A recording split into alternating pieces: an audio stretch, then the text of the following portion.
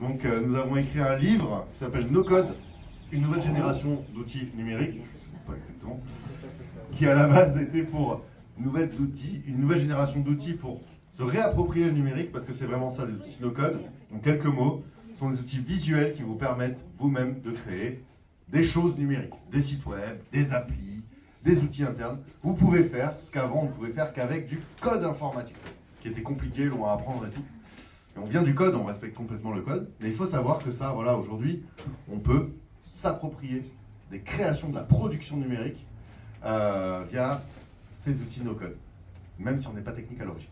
Et il y a tout un aspect autour technique, évidemment. D'ailleurs, je vous invite à tester dès ce soir. C'est pour ça qu'on a fait une formation gratuite chez Contournement, vous trouverez facilement sur le site contournement.io. En quelques heures, vous aurez déjà fait des petites choses, mais littéralement qui sont utilisables.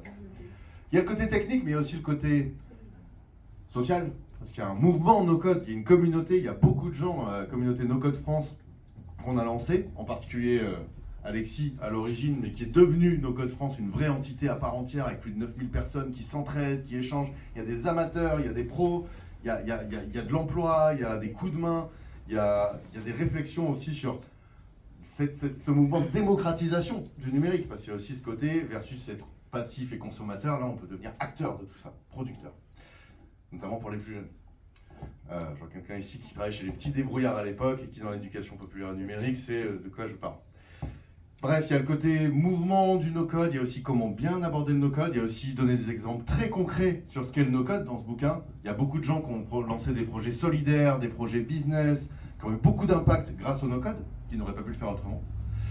Et je pense par exemple à Banlieue Santé, une asso qu'on a aidée au début de Contournement, qui a, grâce à une appli qu'on a fait en quelques heures, pu aider des milliers, des centaines de personnes, voire sauver des vies.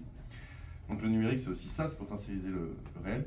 Et il y a aussi une dimension historique, voir d'où ça vient, ce no-code, et tout un tas d'aspects. Voilà, c'est pas le no-code pour les nuls, apprenez en 10 chapitres. Il y a tout un tas d'histoires humaines dans tout ça, et il y a tout un tas de choses qui, de notre point de vue, va marquer l'histoire, forcément. Parce que quand on donne des leviers aux gens pour agir sur le réel, que ce soit par le numérique, qui n'est pas du virtuel, hein, c'est du bien réel, ou autre, en général, voilà. On donne des leviers, ça change des choses. Donc voilà, 322 pages dont on est très content. Ça a été un an de travail intense, où justement, Florian est notre co-auteur. À la base, ça devait être notre plume, c'est-à-dire, on avait la vision, les idées, il devait écrire, et puis en fait, plus on avançait, plus on se disait, waouh, il a une vraie vision. Et du coup, c'est devenu notre co-auteur. Et il faut dire que sur ces 322 pages, on n'en a pas écrit 322 divisé par 3. On a pris une énorme partie, je pense bien les 2/3, les 3/4. Donc déjà rien que pour ça, bravo et merci. Et je vous passe un peu le micro si vous voulez dire des choses, même si c'est une phrase ou une minute, comme vous voulez. Et puis j'ai une petite surprise pour la fin. Et si vous avez des questions, on peut aussi y répondre. Je ne vais pas faire long parce que j'ai hâte de savoir ce que c'est la surprise. Je ne sais pas vraiment. Franchement, ça a été long, ça a été un peu difficile. C'était aussi, on a appris beaucoup en faisant ce livre. On fait beaucoup de réflexions. Voilà, moi franchement, je suis content que ça soit sorti parce que j'avoue que ça a été vraiment intense, mais on a beaucoup progressé, je pense, dans notre compréhension et notre théorisation de ce sujet grâce à ce livre. J'avoue, moi je suis pas hyper à l'aise avec les mots, donc moi j'ai apporté des idées, et puis aussi tous ces témoignages. Moi je fais un podcast, donc j'ai pu amener aussi d'autres choses. Et puis voilà, je vais rien dire vraiment de plus. Je serais très content de parler avec vous après. Je suis plus à l'aise aussi en plus petit groupe. Puis je vais laisser Florian dire quelque chose. Alors, déjà merci de me flatter autant. Et je vous remercie à mon tour pour cette occasion que vous m'avez donnée de co-écrire ce livre. Je n'ai pas grand-chose à dire, tu as déjà exposé le sujet magnifiquement. Je voudrais juste, comme toi, j'ai beaucoup appris en écrivant ce livre. Pour nous trois, c'était une première fois. Et comme j'aime bien le dire, les premières fois, par définition, ça n'arrive qu'une fois. Et on a beaucoup appris. Je ne sais pas s'il y aura d'autres livres, hein, ça, on en discutera tout à l'heure dans ton bureau. Des éditions. Peut-être. Et non, je voudrais juste encore vous remercier parce que c'est vrai que c'était un travail de longue haleine sur un sujet difficile à thématiser parce que c'est pas qu'un sujet technique, hein, c'est un sujet qui touche, comme tu l'as dit, à plein de dimensions. Donc c'est un travail de longue haleine. Moi-même, je dois avouer que j'ai du mal à me supporter moi-même, donc je vous remercie de m'avoir supporté vous, parce que c'est compliqué d'écrire un livre, mais c'est hyper satisfaisant, mais d'avoir cette satisfaction des difficultés vaincues, et on est super fiers et super contents de le voir matérialiser ici. Et donc je vous remercie pour tout cela. Et je cède là. Est-ce que Victor, tu es obligé de dire un petit mot? Ok, le grand architecte du visuel. Oui. Bah non, moi je voulais remercier l'équipe de Contournement de m'avoir offert la possibilité, offert la possibilité en fait de vulgariser les concepts du no-code, parce qu'en fait je suis rentré un peu dans l'entrepreneuriat grâce à eux et au no-code. Du coup c'était un peu, la boucle était bouclée, et, voilà, c'était super en tout cas de vulgariser ces concepts-là et de pouvoir participer avec vous à ce projet à travers ces illustrations. Super. Et puis un petit big up à Alexis aussi qui a géré ça, parce que c'est lui qui gérait le projet, et on a géré ça comme un projet. D'ailleurs, je sais pas si on écrira des choses là-dessus, mais dans un outil no-code, forcément, on avait des échéances et tout, un outil Notion qui est un super outil pour créer du contenu et tout ça. Donc bravo, parce que si on a réussi à tenir dans un an, c'est parce qu'il y avait cette gestion-là, et que tu as été intransigeant. Et voilà. Et encore une fois, merci à Erol pour avoir rendu ça possible. À Nesrine qui nous a mis en contact d'ailleurs aussi, le coup d'état. Et puis voilà, la réalité du no-code encore aujourd'hui. Là, visiblement, les ventes ont bien commencé. En fonction des résultats, il y aura peut-être une deuxième édition, parce que forcément, ça va évoluer très vite tout ça.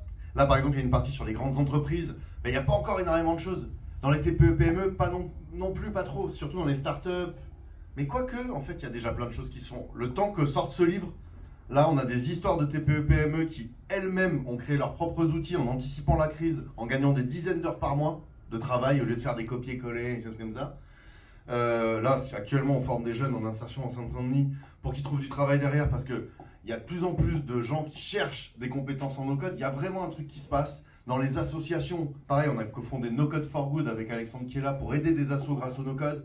Il y a vraiment beaucoup de choses à aller, tout un tas de réalités sociales, et on espère que là, les journalistes vont être plus réactifs sur les prochains mois pour faire connaître tout ça, notamment par les publics qui ne sont pas techniques.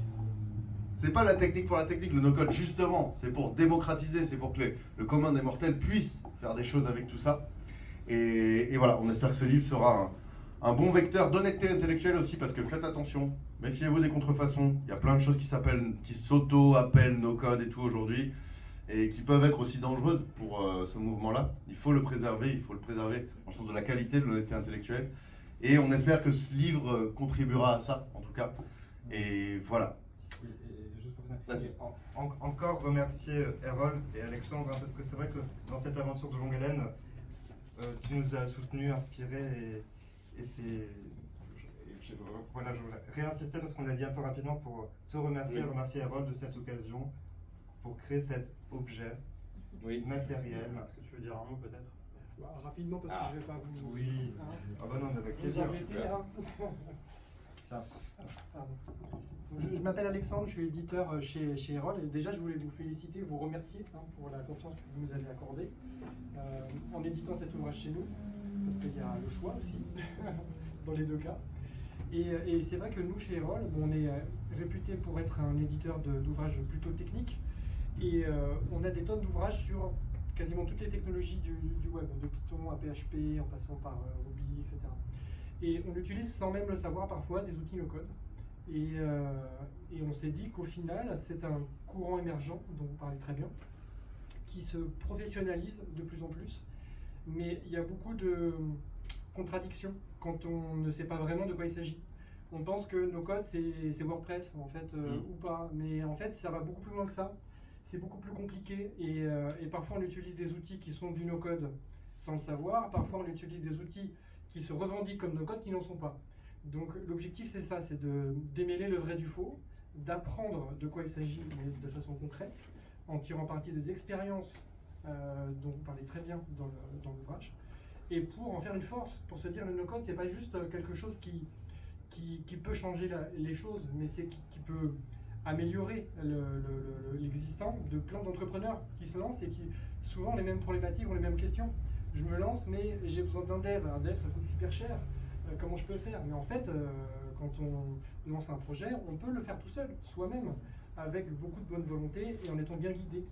Et je pense que l'objectif aussi de cet outil dont vous parlez, c'est d'aider les futurs entrepreneurs, d'aider les gens qui vendent tout seuls des choses sur le Bon Coin, qui se créent un compte sur Shopify, qui ne savent pas trop comment gérer leur newsletter perso pour partager des photos avec sa famille, pour le faire d'une façon un tout petit peu plus intelligente, en comprenant ce qui se passe de l'autre côté du service web.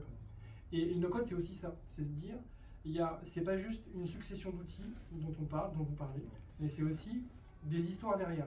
Comment ça a été créé, quel groupe gère telle entité, qu'est-ce que ça peut changer demain, qu'est-ce qui peut changer demain. Et du coup, c'est vraiment un ouvrage phare dans notre collection dont on est vraiment fier, qu'on est vraiment fier d'avoir édité. Et on espère qu'il va effectivement bien fonctionner. En tout cas, on va tout faire. Donc voilà, j'avais dit que j'allais être cool, moi j'ai raté. Merci beaucoup. Et aussi, on en parle des limites du no-code, parce que tout message trop angélique, c'est magique le no-code et tout, méfiez-vous aussi. Et aussi, c'est pas parce qu'il y a le no-code que le code est mort. On entend aussi ce genre de bêtises. Voilà, il y a plein de choses comme ça qu'on raconte. Est-ce qu'il y a des questions? Moi, je veux bien savoir la différence entre le no-code et le low-code. Très bonne question, entre le no-code et le low-code. Il faut réviser. Je sais pas. Oui, On en il va parle, prendre on en le parle, livre on en parle, après, on en je parle. Bonne question. Tu veux répondre? Vas-y. En quelques mots, c'est vrai qu'on voit souvent les outils no-code, low-code. C'est vraiment deux catégories différentes. No-code, comme son nom l'indique, il n'y a pas de code. C'est-à-dire que ce sont des outils qui sont designés pour vraiment, sans savoir lire ou écrire de code, pouvoir faire des choses. Et ce sont souvent des outils qui sont 100% en ligne. Tout se passe sur Internet, vous n'avez rien à installer et souvent rien à héberger parce qu'ils le font pour vous, ces outils. Ça veut dire quoi? Ça veut dire que quand tu arrives sur un outil comme Glide pour faire des applis mobiles, Airtable pour gérer des données, tu te crées un compte, tu peux commencer à bosser, tu cliques sur publier, c'est publié. Tu n'as pas à aller réserver un serveur sur OVH ou je sais pas quoi. Et low code, c'est un mot qui a souvent été usité, peu de code, mais du code quand même. Ce sont quand même des outils qui en général sont quand même techniques, il y a de la documentation. Enfin, c'est souvent, de notre point de vue, ce sont souvent des outils un peu, des briques un peu existantes pour vendre un peu cher aux grandes entreprises. Mais le no-code, c'est vraiment une nouvelle espèce d'outil qui est vraiment qui arrive à maturité autour de 2016-2017. C'est là où il y a vraiment eu un point d'inflexion et où c'est designé pour que des personnes non techniques puissent prendre en main. Mais il y a quand même des outils de no-code qui sont plus complexes. Mais concrètement, nous, dans nos formations, en 2 heures, on arrive à faire des choses à des personnes qui n'ont jamais produit quoi que ce soit sur le web. Des petits sites, des choses comme ça, même pas des petits sites, des sites avec galeries filtrables où les gens peuvent se connecter et voir les choses que s'ils sont connectés, des applis web. Enfin, je dirais que c'est ça. Cette petite question, sinon c'est la surprise. Je sais pas du tout ce que c'est. La surprise, c'est que la communauté no-code, globalement, je vous dis, il y a des pros, il y a des amateurs, il y a des fêtes, il y a des meet-up, les gens se rencontrent. D'ailleurs, je vous invite aussi, si vous allez sur la page écosystème de contournement, il y a un podcast gratuit fait par Alexis où il y a plein de gens qui témoignent, il y a une formation gratuite, il y a des vidéos gratuites, il y a la communauté No-Code France où vous pouvez vous abonner pour échanger avec tout le monde sur un chat collectif, Slack. Bref, il y a plein de choses, il y a plein de gens cool et on aime faire la fête et on aime aussi être créatif, par exemple. Il y a des choses autour du stand-up qui s'organise prochainement, stand-up no-code. Et nous, on écrit parfois des fables, les fables des ops, sachant que les no-code ops, c'est l'une des branches du no-code, c'est se créer ses propres outils automatisés. Donc en référence aux fables d'Ésope, le poète antique. Donc je me suis dit, là tout à l'heure, il y a Stan qui m'a dit, ouais, ben, faudrait que tu fasses quelques rimes. À la fin du truc, j'ai écrit ça en 5 minutes. Soyez clément.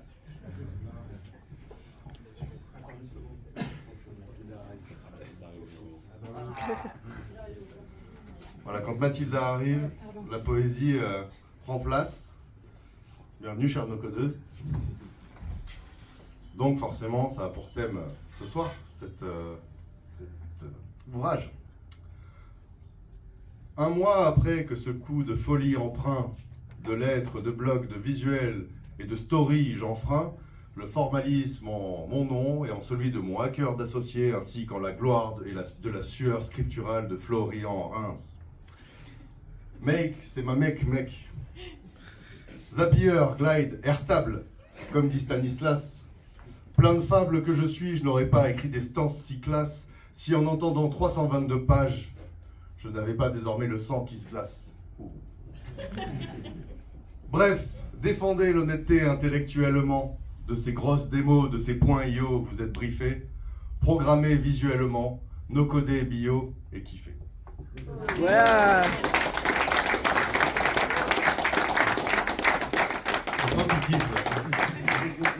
Mais en tout cas, voilà, il y a des livres qui sont là si vous voulez en acheter. On peut vous les dédicacer si vous l'avez déjà. Il y a à manger, il y a à boire. Et puis, on est là pour discuter. Éventuellement, pour vous indiquer comment vous initier. Et vraiment, pour vous initier, je vous dis, il y a plein de choses gratuites, notamment sur notre page. Notre écosystème, cette formation gratuite, elle est faite pour que vous n'ayez pas d'excuses si vous voulez vous y mettre. Ces outils, ils ont une version gratuite, tous. Il y a cette formation gratuite. Par contre, faites gaffe si vous y mettez ce soir en rentrant. Parfois on est là, ah mince, il est déjà 1h du mat. Voilà. Bon, on se laisse entraîner par les soucis après. Merci beaucoup en tout cas.